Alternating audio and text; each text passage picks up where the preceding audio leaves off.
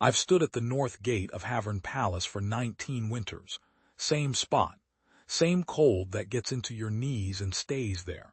And in all those years there was one night I never had to be told about. The solstice.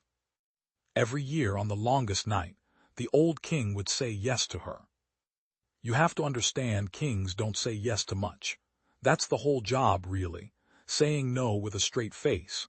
But King Alaric, our king, he had this one soft place in him, and it had a name. Queen Rosalind. Let me tell you how it started, the way the older guards told me. 30 years back, before I was born into this uniform, the queen had a brother, Tomas, a sea captain. He sailed out one autumn to carry grain to the southern ports, and a storm took his whole fleet off the map. No wreckage, no word, just gone. The kind of gone that never lets you bury anything. The court said mourn him and move on. The ministers said it plainly, the way ministers do. But the queen wouldn't. She got this idea in her head that if he was alive out there somewhere, he'd come home the way he always did, through the north gate, because that's the gate that faces the sea road. So she made one request of her husband, just one. Every solstice open the north gate for 1 hour, light the lamps, and let her stand there, waiting. The ministers hated it. Undignified, they said. A queen standing in the frost like a servant's wife. But the king looked at all of them, and he said the word he almost never said. Yes. And he kept saying it. 30 years. Storms, sickness, war seasons, when the palace was locked down tight, didn't matter. The gate opened. The lamps came up. And she stood there in a gray wool cloak she never let anyone replace, watching an empty road.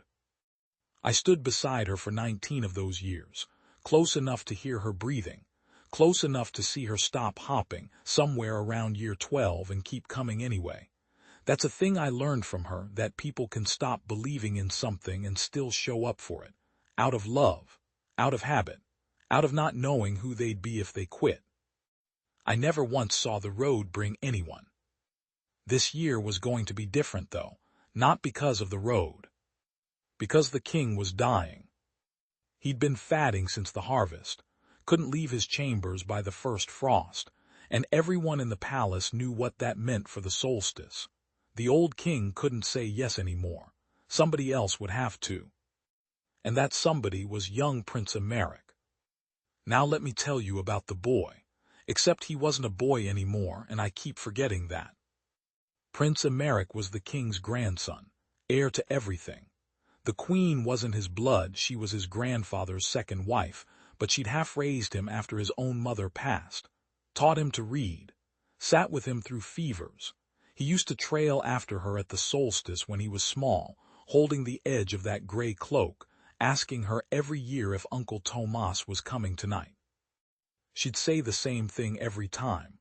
Not tonight, my love, but maybe he's closer than he was. So when the king fell ill and the duty passed to Emeric, nobody worried. Of course he'd open the gate. He loved her. He'd grown up inside that ritual. The solstice came gray and mean. Snow coming down slow, the fat kind that doesn't melt. The courtyard filled up the way it always did, palace staff, a few townsfolk who came every year just to watch the queen keep her faith.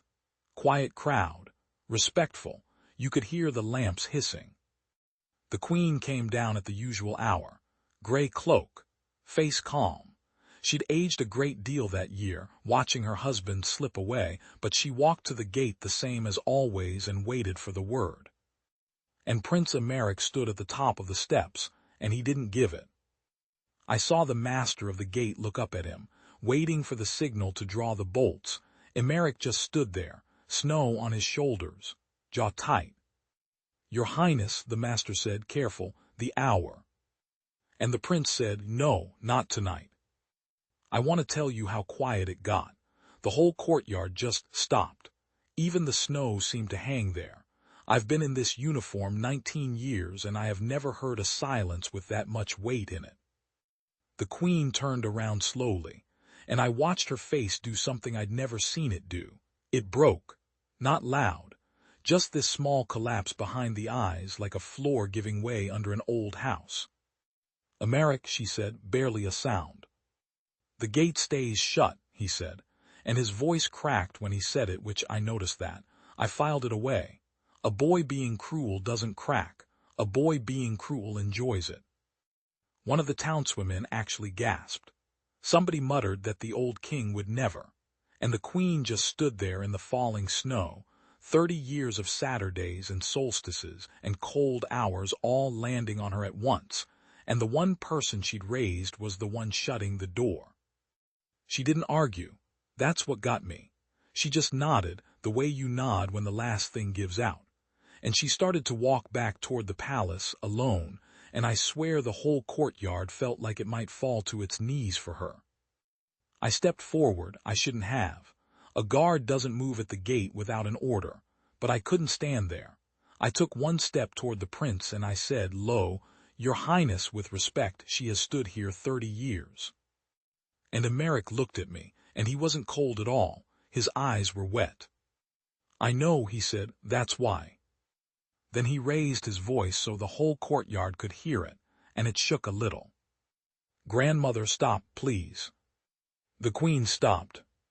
"The gate stays shut," Emeric said, "because he isn't coming through it." And she turned, and I could see her getting ready to break all over again, thinking he was going to say the cruel thing. That Tomas was dead, that it was time she accepted it. The thing every minister had wanted to say for 30 years. But that's not what he said. "He isn't coming through the gate," Emeric said, "because he's already inside." Nobody moved. I didn't understand it. She didn't either. You could see her trying to and failing. And then the door at the top of the steps opened, warm light spilling out, and a man came through it, old, weathered, gray in his beard and a limp in his left leg, leaning on a stick, a sea coat that had seen better decades. But the queen knew him before he cleared the doorway. She knew him the way you know a voice in the dark. She made a sound I don't have a word for, something between a name and a prayer. "Tomas. Alive." Emeric had found him. That was the part that came out later in pieces. The prince had spent 2 years quietly hunting the old records, port manifests, prison ledgers from the southern coast. Turned out the storm hadn't killed Tomas. It had wrecked him on a foreign shore where he'd spent years working off a debt, then years too ashamed and too broke to send word. Emeric had tracked him to a fishing town 300 miles south and brought him home in secret. And he refused the gate, refused the ritual of waiting, because he couldn't stand to make her wait 1 more hour. Not 1 more. Not when the man was standing warm and breathing just behind that door.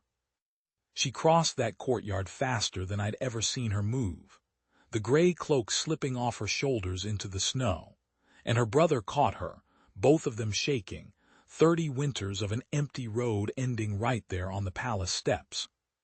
I looked away then. Some things aren't for a guard to watch. When I looked back, Prince Emeric had come down the steps.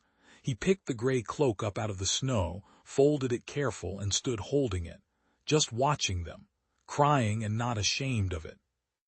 The old king was too ill to come down, but someone told me later that they carried word up to his chambers that same night, that Tomas was home, and that the king, who had said yes for 30 years to a hopeless thing, smiled, and said the boy had done what he never could. He'd finally made the yes come true. The king passed a few weeks after, peacefully they say, and Emeric wears the crown now. But I still think about that night more than any coronation. Because I'd spent 19 years thinking love was the king saying yes, opening a gate to nothing, honoring a hope even when the hope was gone. That solstice taught me different. Sometimes the deepest kind of love isn't saying yes to the waiting.